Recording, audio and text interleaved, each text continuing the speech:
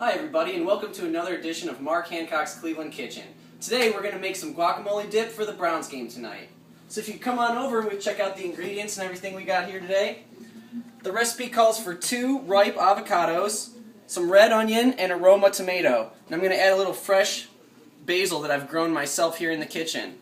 If you want to see my basil plant there, it's doing pretty good this summer. So the first thing we're going to do is we're going to halve the avocados and take out the pit. I'm going to do it like the way the sushi chefs do at my restaurant. They cut them like that, split them open, and then you put a little whack into the pit, take it out, try not to cut yourself there. Like I just did.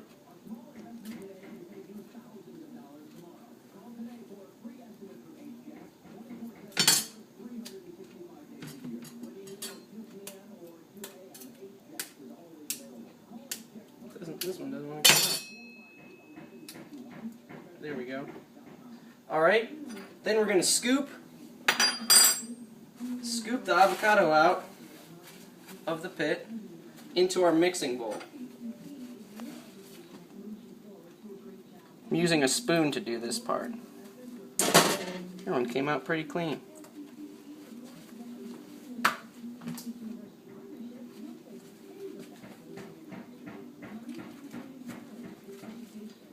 Get all the good stuff out there and into the mixing bowl. Now this is a nice, cheap, and easy way to make guacamole. I just got the seasoning, kind of like you get taco seasoning in the store, because I'm a guy and I'm not a 5-star chef, but gonna make something good for the boys to watch the game. So now that we've got our avocados all nice and peeled out there into the mixing bowl, I'm going to go ahead and put the seasoning in and start mashing those. Let's get these pits in the trash.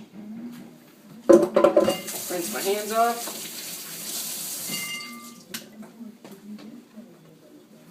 Okay.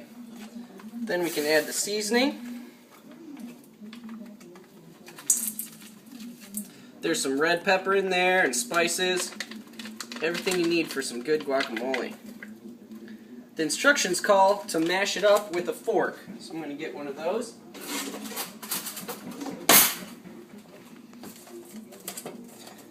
And just like you would mix up eggs to make scrambled eggs or dough to make cookies, you're going to mash that stuff up really good and mix it up all together. If you want, you can even cut, if they come out nice and big clumps like the avocados I had did, you can cut them up into smaller pieces before you start the mashing process.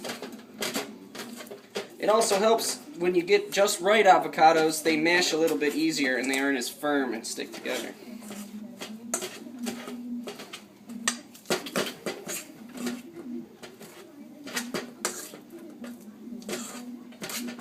Can you see that in there? Can you see how it's coming?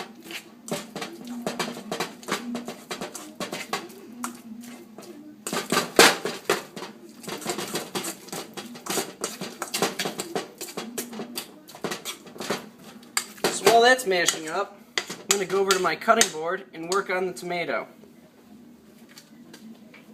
Give it a quick rinse. I'm not a huge fan of tomatoes, so we're just going to use a little bit in there for taste.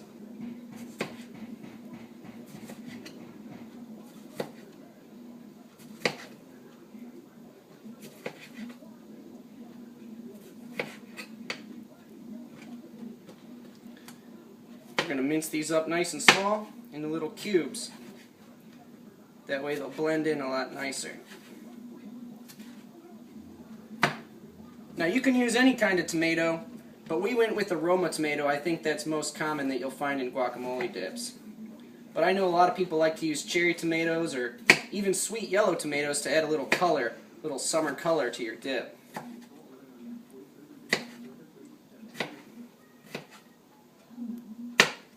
I also went with the guacamole dip today because it's a little bit healthier than like a buffalo chicken dip or something of that nature. Try to keep the boys healthy.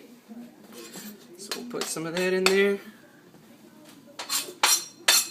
Rinse off the cutting board. Then we'll move on to our red onion. Again, the red onion is just for flavor. Not a big fan of the red onion personally, so we're just going to use a little bit for some color and some taste.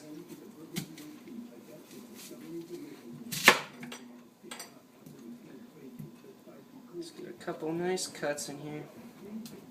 Be careful of your fingers. I already cut myself on the avocado earlier, so I'm going to try not to have another episode of that. Again, this is some potent red onion, so we're just going to mince it up nice and small.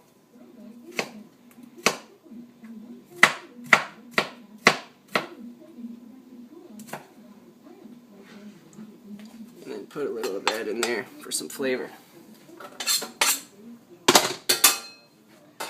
Now we go back to the mixing. Stir it up, mash it up.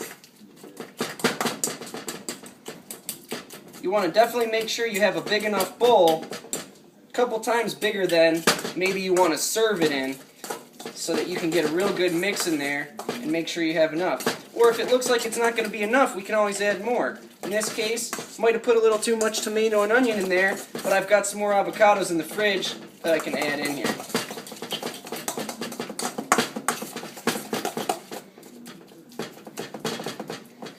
Now it says on the package that you want to let this sit in the refrigerator after it's all mixed up nice and thorough so that the flavors can mix in.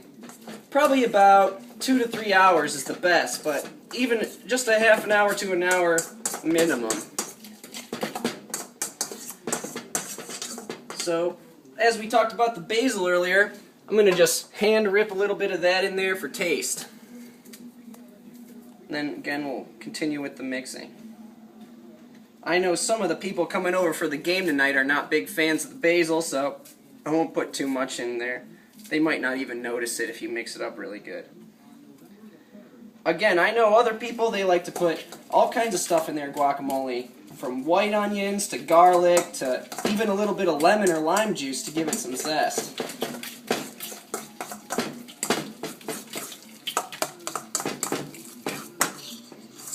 So it's starting to come around now. You can see that it's mixing in. Can't even tell that there's basil in there right now. And you can just see a little bit of hints of color from the tomato and the red onion. So that looks pretty good. I'm going to put it in the fridge. And when the boys come over, the game, we have about 3 hours or so till game time. We'll get the dip out and see how she tastes. Thanks a lot, and have a good day, and go Browns!